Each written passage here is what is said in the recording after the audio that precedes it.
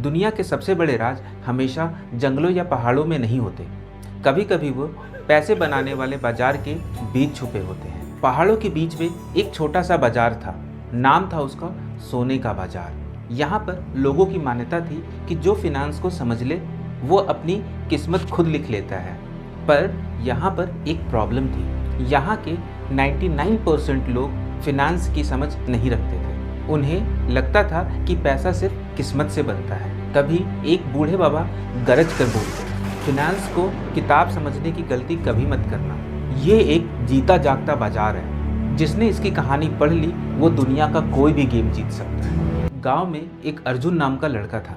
दिल से सीधा पर फ्यूचर बहुत बड़ा। उसको पैसे बनाने थे पर समझ जीरो।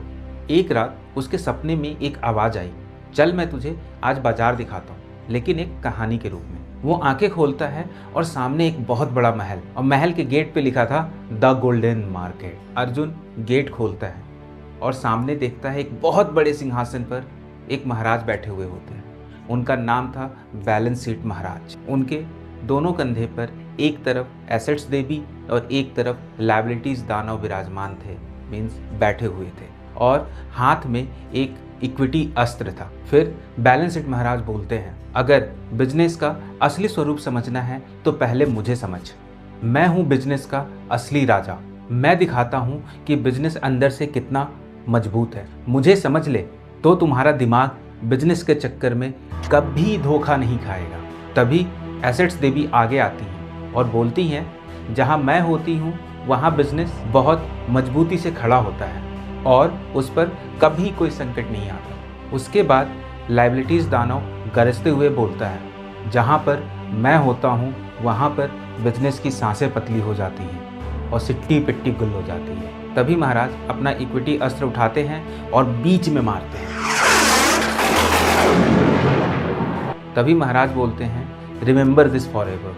किसी भी बिजनेस का तकदीर इन तीनों में ही छुपा होता है। उसके बाद अर्जुन डरते हुए बोला, महाराज मैं तो सीखने ही आया हूँ। महाराज मुस्कुराकर बोलते हैं, बेटा कहानी तो अब शुरू होती है, चलो अब दूसरे दरवाजे की तरफ। अर्जुन अगले हॉल में जाता है। जैसे ही वो गेट खोलता है जमीन कांप जाती है, जैसे किसी पुरानी बैटलफील्ड का राज वापस आ रहा है। और सामने एक वॉरियर खड़ा होता है। नाम है उसका इनकम स्टेटमेंट वॉरियर। और उसके पीछे 3 योद्धा खड़े होते हैं। पहले योद्धा का नाम रेवेन्यू योद्धा, और वो बोलता है, मैं हूँ वो जो बिजनेस में पैसा लाता है। मैं जितना स्ट्रॉन्ग बिजनेस उतना बड़ा।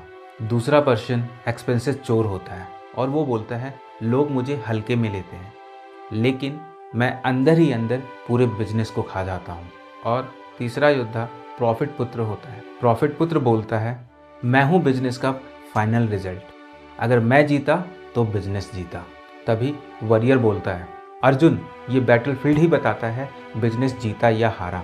रिवेन्यू और एक्सपेंसेस के जंग का रिजल्ट ही प्रॉफिट होता है। अगर रिवेन्यू बड़ा और प्रॉफिट छोटा तभी प्रॉफिट पुत्र का जन्म होता है। तो बिजनेस का असली गेम यही है। जिसने ये समझ लिया उसका बिजनेस कभी भी बैटलफील्ड में नहीं हारता।